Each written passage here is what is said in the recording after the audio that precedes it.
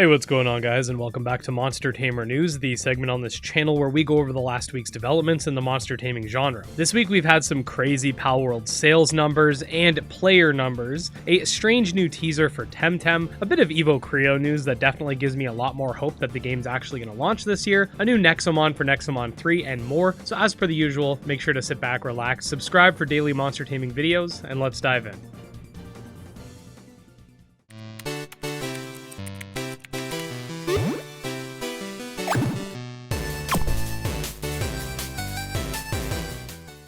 Alright, so first things first, we got a short teaser for Temtem that showcases many Temtem traveling in groups and was teased with some sort of glitchy text. I've seen a ton of rumors and speculation, some saying that this is a spin-off game, some saying that this is some sort of horde feature for Temtem, but at least as of the time of putting this video together, we don't really know what this is. From what I understand, the developers are still keen on not adding new Temtem or islands, so whatever type of feature this is, whether it be PvE or otherwise, I don't really see it bringing too many people back, unless, like I said, it does add some beefy content like islands and Temtem. That being said, I will keep you guys up to date and let you know if anything comes of this, so stay tuned. I mentioned this earlier this week, but we did get the official shutdown notice for Volzerk, Monsters and Lands Unknown, and the game will be shutting down on March 27th of this year. I mentioned in the video that it does seem kind of odd that they're shutting it down considering it's a single-player game, and the game features a lot of microtransactions, which means that people who actually spent money on this game are basically just losing everything they've put into it. That is, unless there's something I'm missing here. Needless to say, I do hope we get more clarification regarding this, and it's a shame considering the fact that visually, this game looked really good, but mechanically,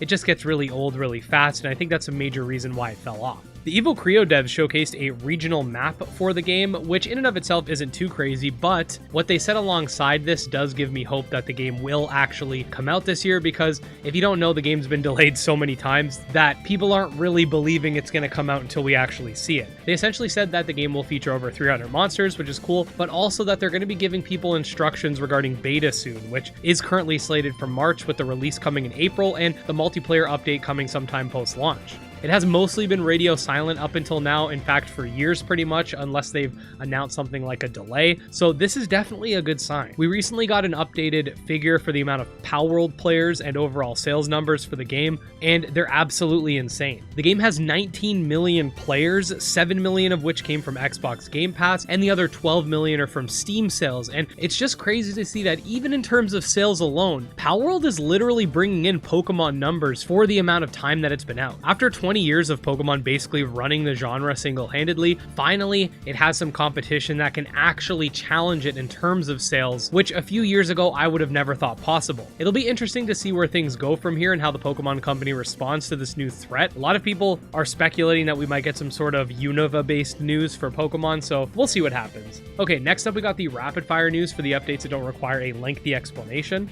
First of all, we got the free-to-play Kadomon Prologue, which is now available and features a ton of changes to the game. You can check it out linked below. We've got a confirmation that Geneforge 2, the remake, is coming out on March 27th. We've got another new Nexomon shown off for Nexomon 3, a new screenshot for Sky Climbers. We got a new Tama line for Anode Heart, a new step form for Gremlin's Tail, a look at monster control for Coromon,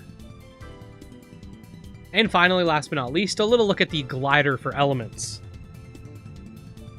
And there you go, guys, another solid week in the genre, and we've got plenty to look forward to in the future. I've already started sending out applications for the next Monster Taming Direct. We already have quite a few applicants, so if you're a game developer and you do want to be included in the Direct, make sure you apply via the Google Doc that will be linked in the description. And other than that, we will see you guys next week. Thank you so much for watching. Peace out.